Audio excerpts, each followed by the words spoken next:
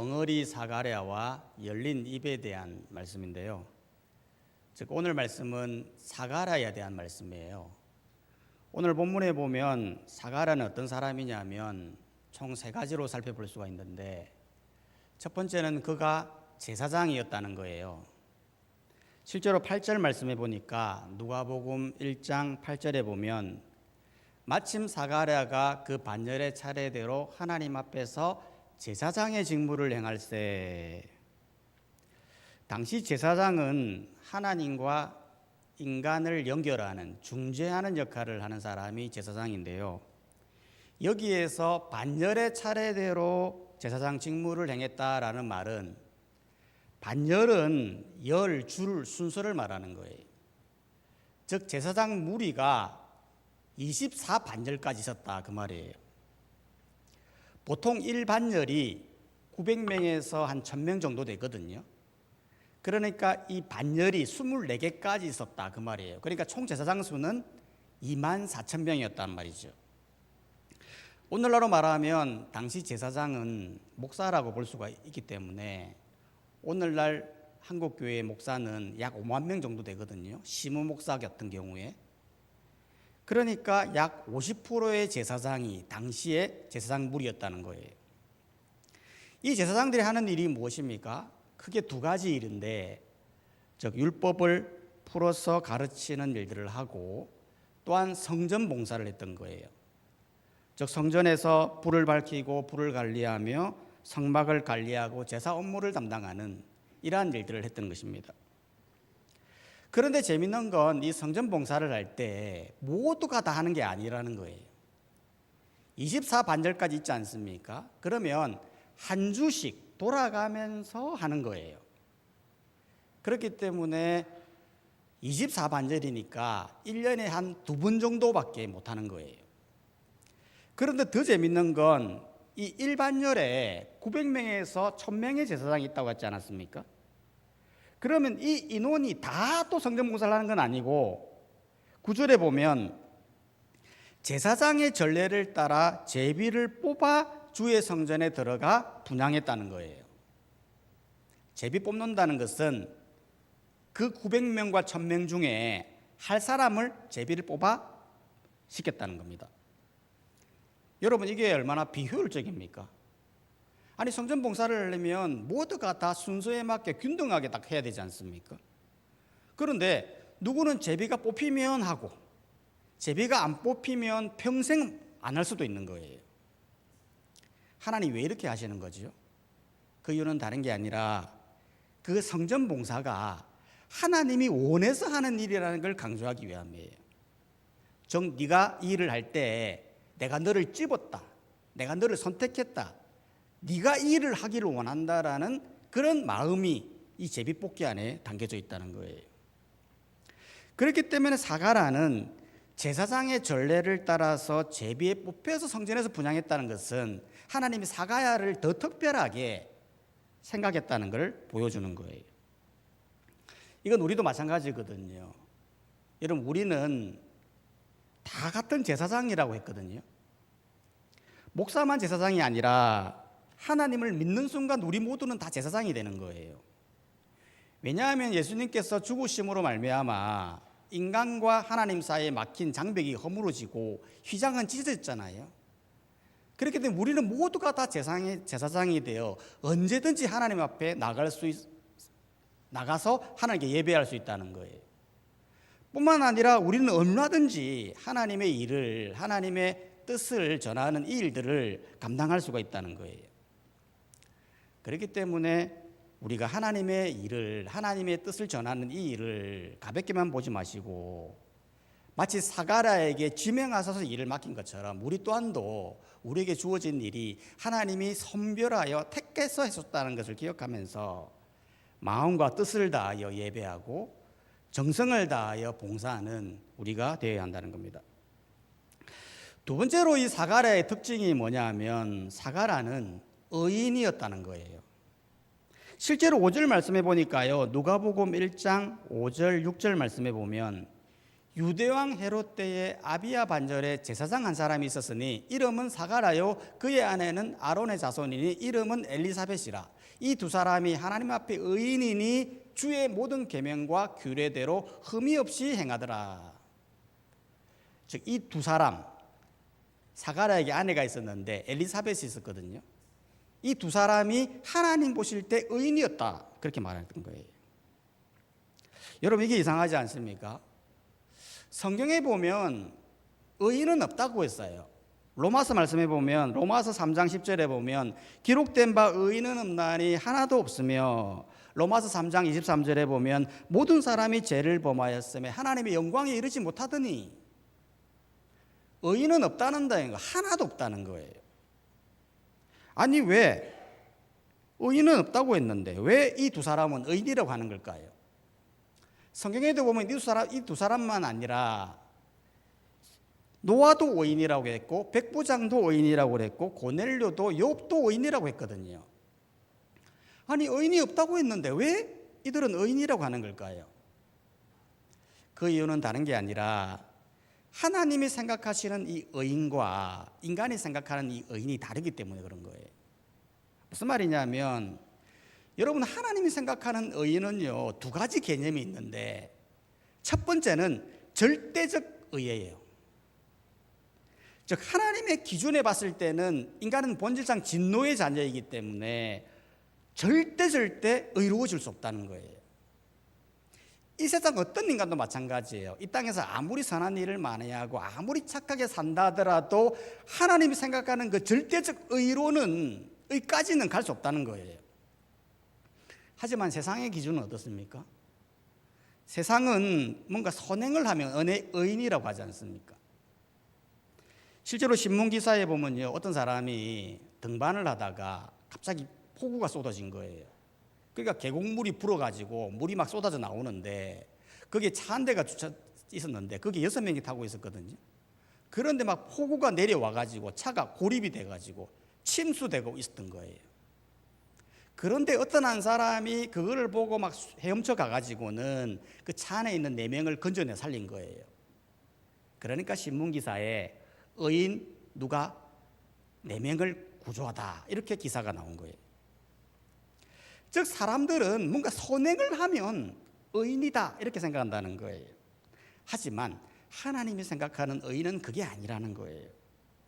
하나님은 인간이 아무리 많은 선행을 하더라도 마치 테레사 수녀처럼 아프리카에 가서 빈민들, 가난한 자들, 어린이들 돌보고 천사처럼 행동한다 하더라도 의인이 될 수 없다는 거예요. 아니면 내 모든 전 재산을 다 기부한다 하더라도 의인이 될 수 없다는 거예요. 그런데 왜 이 부부는 의인이라고 했습니까? 그건 두 번째 개념인 상대적 의가 있는 거예요. 즉 믿음의 의죠. 믿음의 의가 무엇입니까? 하나님을 믿음으로 말미암아 얻게 되는 의가 있다는 거예요. 실제로 사가라와 엘리사벳이 왜 의인이라고 했습니까? 6절을 말하죠. 6절 말씀해 보면 이 두 사람이 하나님의 의인이니 주의 모든 계명과 규례대로 흠이 없이 행하더라. 무슨 말입니까? 주의 계명과 규례대로 흠이 없이 행했다라는 말은 하나님을 믿고 그 말씀대로 살았다, 그것을 하나님께서 인정하여, 그의 믿음들을 인정하여 그들이 의인이 되었다는 말이에요. 성경에 나타난 의인들도 다 마찬가지거든요. 실제로 여러분 노아를 한번 보십시오. 노아는 의인이요 당대의 완전한 자라고 했거든요. 왜 의인이라고 했습니까? 노아가 하나님의 말씀을 믿고 말씀에 순종하여 방주를 만들어 믿음대로 하나님과 동행했기 때문에 그를 의인으로 여겼다는 거예요. 고넬료도 마찬가지죠. 그를 왜 의인이라고 했느냐? 그가 경건하여 온 지방과 더불어 하나님을 경외했기에 그를 의인으로 여겼다는 겁니다. 즉 의인이 되는 결정적 비결이 무엇입니까? 하나님을 믿는 믿음이라는 거예요. 그 믿음을 통해서 행함으로, 삶으로 드러나니까 그것이 인정되어져서 하나님이 의인이라 칭했다는 거죠. 이건 우리도 마찬가지예요. 여러분, 우리는 본질상 진노의 자녀예요. 절대 의인이 될 수 없는 존재예요. 그럼에도 불구하고 우리가 의인이 될 수 있었던 비결은 바로 예수 그리스도를 믿는 믿음. 그 믿음이 의인이 되게 하는 도구였다는 거예요. 바로 이 믿음을 소유하지 않으면 아무 소용이 없어요. 백날 착하게 살아보세요. 백날 구제해보세요. 백날 기도해보세요. 의인이 되는가? 의인이 되는 길은 믿음의 주여 온전케 하시는 길이요 진리요 생명 되시는 예수 그리스도를 믿어야 그 믿음을 보시고 하나님께서 의롭게 하시는 거예요. 세 번째로 이 사가라의 특징은 뭐냐면 사가라는 벙어리가 된 적이 있는 사람이라는 거예요. 실제로 사가라의 모습을 보면 7절에 보면 그는 흠이 없었지 않습니까? 그런데 유일하게 하나 있었는데 그게 뭐였냐면 7절에 보면 엘리사벳이 잉태치 못함으로 그들에게 자식이 없고 두 사람이 나이가 많더라. 부부가 결혼을 했는데 아기가 없는 거예요. 아기가 없으니 얼마나 힘들까요? 특히 당시에는 여자가 아이를 낳지 못하면 그 여자 취급을 안 했거든요. 그런데 엘리사벳이 이제 나이가 많아졌어요. 아이를 생산할 수 있는 능력이 떨어진 거예요. 그런데 얼마나 안타깝습니까? 그런데 놀라운 일이 일어나요. 11절에 보니까 주의 사자가 그에게 나타나 항단 우편에 서 있는데 13절에서 말하는 거예요. 천사가 그에게 이르되 사가라여 무서워하지 말라 너의 간구함이 들렸느라 내 아내 엘리사벳이 내게 아들을 낳아주리니 그 이름을 요한이라 하라. 즉 아내를 통해 아들을 낳게 하겠다라고 천사가 말했던 거예요. 여러분 이게 얼마나 기쁜 일입니까? 나이가 많아서 아이를 낳을 수 없는 상황에 이르렀는데 아이를 낳게 하겠다. 기쁜 일이죠. 그런데 아들의 이름까지도 정해주는 거예요. 요한으로 해라. 엄청 기쁜 일이죠. 여러분 이렇게 아이를 낳게 되어진 원동력이 무엇입니까? 13절에 보면 너의 간구함이 들렸느니라. 즉 너의 기도 때문에 이렇게 된 거다라고 말해줬던 거예요. 여러분 이게 참 귀하지 않습니까? 사실 우리가 기도할 때 보면요 나름대로 기도하는데요 사람들이 기도할 때 보면 이거는 되고 이거는 안 되고 뭐 그런 것을 가지고 기도를 하거든요. 가능성을 보죠. 이 정도 기도하면 되겠다 싶은 거는 기도하고 아예 안 된다 싶은 거는 아예 기도 안 하고 그러지 않습니까? 근데 사가랴는 이미 아내가 아이를 못 낳는다라는 걸 알면서도 기도했다는 거예요. 만약 사가랴가 아내가 늙었잖아 이제 아이를 못 낳아 그래서 포기했다면 간구함이 들리지 않았을 것이고 응답이 되지 못했을 거라는 거예요. 하지만 사람들은 다 불가능한다 할지라도 하나님 하실 수 있다라는 믿음으로 간구했더니 놀라운 역사가 일어났다는 거예요. 그렇기 때문에 우리도 마찬가지라는 거죠. 우리 또한 내 기도에 한계를 지지 말고 항상 아래에 있는 삶을 살아야 한다는 거예요. 이렇게 간구함이 들림으로 응답이 되었는데요. 그러면 천사가 이렇게까지 말을 하면 사가랴는 오 천사여 감사합니다 이렇게 말씀해 주시니 내 기도가 응답이 되었군요 라면서 기뻐하고 하나님께 영광 돌리고 막 그래야 되지 않습니까? 그런데 사가랴는 그렇게 하지 않았다는 거예요. 그럼 어떻게 했느냐? 18절 말씀해 보니까 누가복음 1장 18절에 보니까 사가랴가 천사에게 이르되 내가 이것을 어떻게 알리요? 내가 늙고 아내도 나이가 많으니이다. 한마디로 말해 내가 그거 어떻게 알겠냐고. 나는 지금 늙었고 아내도 늙었는데 도저히 이거는 불가능한 일이 아닙니까? 라고 의심했다는 거예요. 여러분 이걸 보면요 참 기도가 재밌어요. 여러분 우리가 기도할 때 보면요 하나님이 응답하신다라는 믿음으로 기도하잖아요. 그런데 또 한편으로는 또 의심하고 있다는 거예요. 그리고 응답이 되면 기뻐야 되는데 이게 진짜 기도해서 된 건지 아니면 우연히 된 건지 하면서 의심을 가진다는 거예요. 아니 이럴 것 같으면 애초에 기도를 왜 합니까? 천사가 분명히 말했지 않습니까? 너의 간구함이 들렸다. 너의 기도 제목이 응답된 거다라고 말했었으면 감사하게 받아야 되는데 그럼에도 여전히 자기 생각에 갇혀서 그게 맞습니까? 라고 물어보는 이 사가랴의 모습이 안타까운 거예요. 그러니까 어떻게 합니까? 20절에 보면요 놀라운 일이 일어나요. 누가복음 1장 20절에 보니까 보라, 이 일이 되는 날까지 네가 말 못하는 자가 되어 능히 말을 못하리니 이는 내가 내 말을 믿지 아니함이거니와 때가 이르면 내 말이 이루어지더라 하더라. 즉 한순간에 벙어리가 되어버린 겁니다. 이게요, 말을 하려고 해도 말이 안 나와요. 여러분 얼마나 답답하겠습니까? 내 말 잘하다가 갑자기 말이 안 나와. 굉장히 답답한 거거든요. 저도 예전에 감기에 걸려가지고 너무 감기에 심하게 걸리니까 성대가요 완전 결절이 되더라고요. 말이 안 나와요.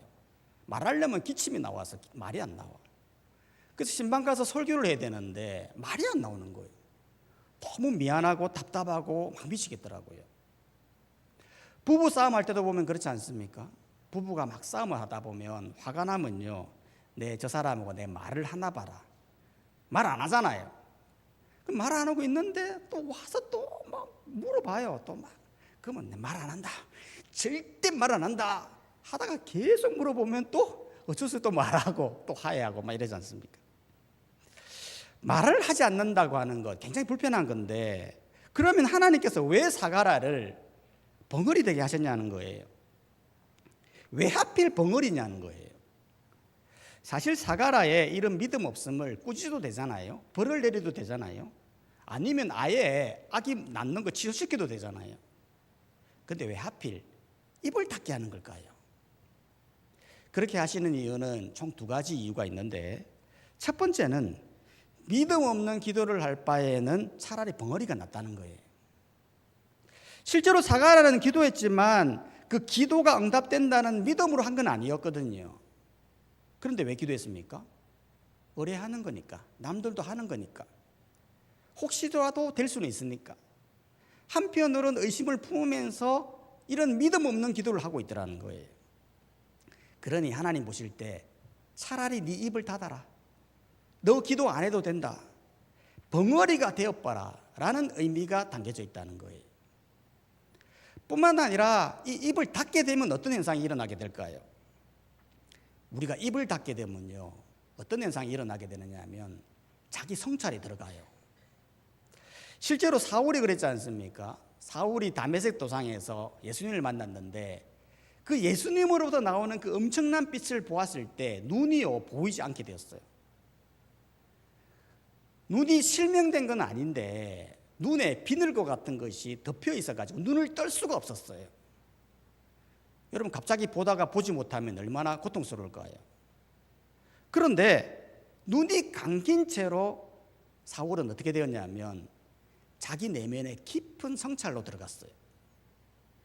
즉 내가 지금까지 잘못 보았던 것, 잘못된 행동들, 그 길을 눈을 감긴 채로 자신을 성찰하며 반성하며 새롭게 거듭나게 된 거예요. 사가라도 마찬가지였다는 거예요. 왜 입을 닫았을까요?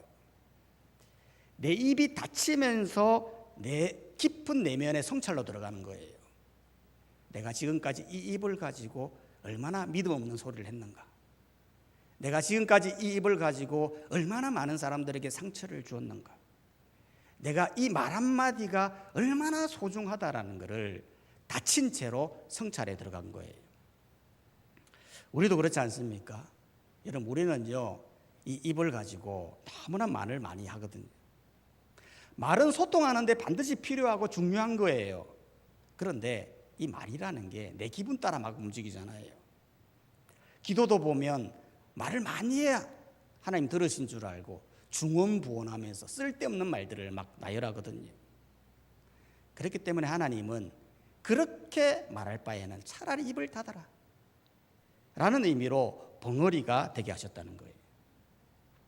두 번째로 왜 사가라의 입을 닫았냐면 두 번째 이유는 잠잠히 하시는 하나님의 일을 보라는 거예요. 실제로 사가라가 벙어리가 된 채로 무려 9개월 동안 말을 못했어요. 얼마나 답답하고 힘들었겠어요. 그런데 9개월이 지나고 나서 엄청난 일이 일어나는데 실제로 엘리사벳이 아이를 낳았거든요. 그랬더니 주위의 이웃과 친족들이 와서는 이 아이의 이름을 뭘로 할래? 라고 했더니 엘리사벳이 나 요한으로 할래요 라고 했다는 거예요. 그러니까 사가랴가 깜짝 놀랐죠. 왜냐하면 천사가 요한이라고 해라는 말은 자기밖에 한 게 없거든요. 그런데 엘리사벳 또한 요한으로 한다니 엄청 놀랐던 거예요. 그런데 친척들이 우리 집안에는 요한이라고 하는 사람이 없으니까 사가라로 해라 라고 했더니 이 사가라가 안 된다라면서 몸을 비틀하면서 하니까 서판을 갖다 준 거예요. 하면서 서판에다가 요한이라고 막 쓰는데 갑자기 입이 팍 풀리면서 혀가 풀리고 그러면서 말을 하게 된 거예요. 여러분, 요한이 얼마나 좋았을까요? 아이를 낳는 것도 감사한 일이지만 자기 입이 풀렸으니 얼마나 감사합니까? 그러니까 1절 후반절에 가보면요, 사가라가 막 찬양하고 춤을 추고 노래하고 막 그렇게 하거든요. 이걸 통해서 우리에게 주는 교훈이 무엇입니까? 어려움을 만날 때, 기도 제목이 있을 때 의심치 말고 기도를 하되 그 이유로는 잠잠히 하나님이 하시는 일들을 보라는 거예요. 자꾸 안 되니까 입을 대고 뭔가 하려고 하고 자꾸 남 탓하고 그렇게 하지 말라는 거예요. 가정에도 보면 가정 안에 문제가 생기면 자꾸 입을 대지 않습니까? 네가 잘했니? 내가 잘했니? 그럴 때는 하나님 앞에 나와 기도하는 거예요. 잠잠히 하나님 앞에 나와 기도하고 그 이후로부터는 불평을 쏟아내기보다는 하나님이 하시는 일들을 보라는 거예요. 교회도 마찬가지죠. 교회 안에 문제가 생기면 자꾸 입을 대죠. 그래서 더 많은 분란들이 일어나죠. 그러지 말고 하나님께 나와 기도하라는 거예요. 기도하면 하나님의 역사가 일어납니다. 하나님의 선명한 뜻이 드러납니다. 하나님이 하시는 일이 길이 보이게 됩니다. 그리고 나중에는 하나님을 경배하게 되죠.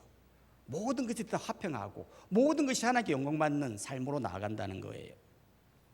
그렇기 때문에 우리는 이 말씀을 잘 기억하고 우리를 의인되게 하신 하나님께 감사하면서 믿음으로 기도하되 잠잠히 하나님이 하시는 일들을 눈으로 보고 입으로 말하는 우리 모든 성도님들이 되시기를 주의 이름으로 축복합니다. 이 시간 다 함께 찬송가 310장